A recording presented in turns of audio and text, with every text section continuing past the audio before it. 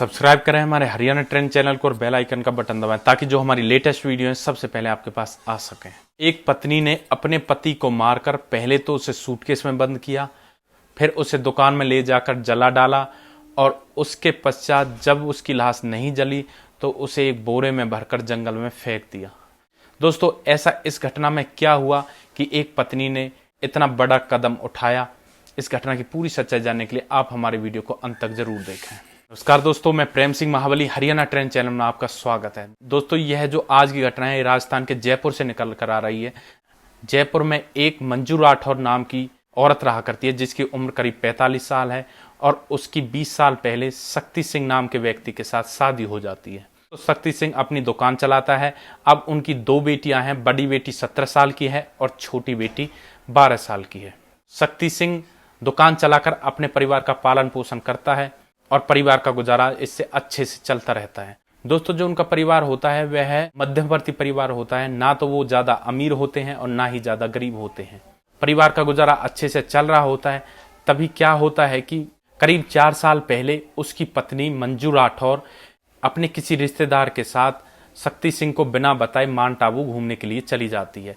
जब शक्ति सिंह वापस घर पर आता है तो उसे अपनी पत्नी वहां पर नहीं मिलती है, तो वह पत्नी के लिए परेशान हो जाता है और इधर उधर उसकी तलाश करता रहता है। उसकी पत्नी नहीं मिलती है तो करीब 5-6 दिन के बाद उसकी पत्नी माउंट आबू से घूमकर वापस अपने घर आती है।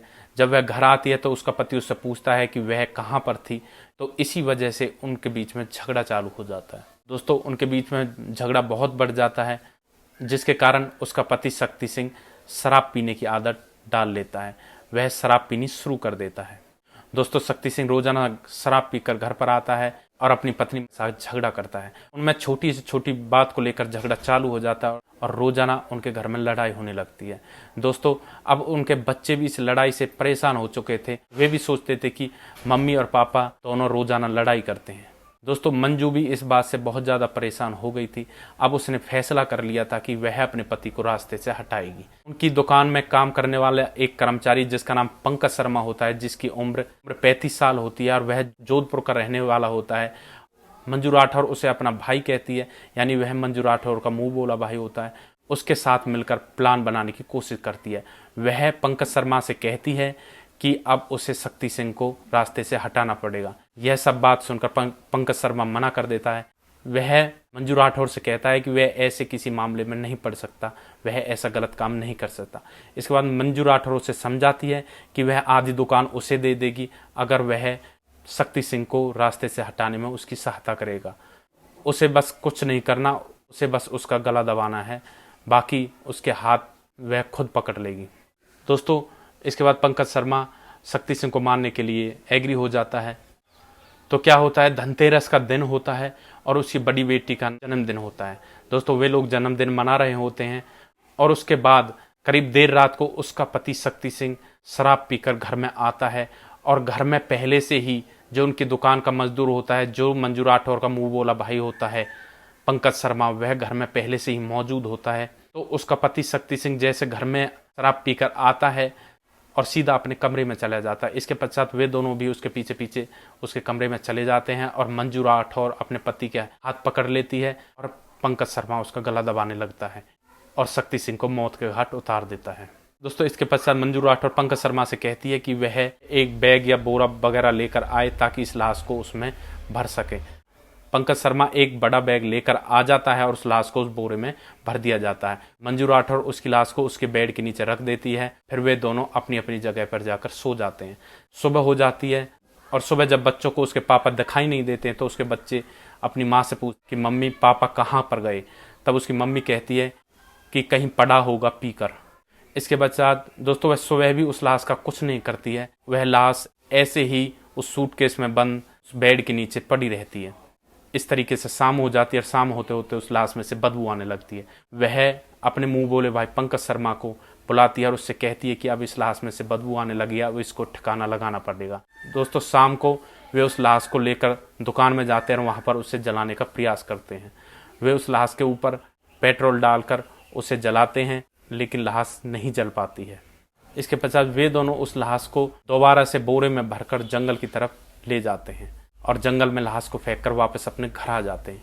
दोस्तों सुबह होती है, सुबह कुत्ते उस बोरे को फाड़ देते हैं और उस व्यक्ति जो उसमें मरा पड़ा था शक्ति सिंह, उसके पैर उस बोरे से बाहर निकल आते हैं। लोगों को इस बारे में पता चलता है कि बोरे में किसी की लाश है।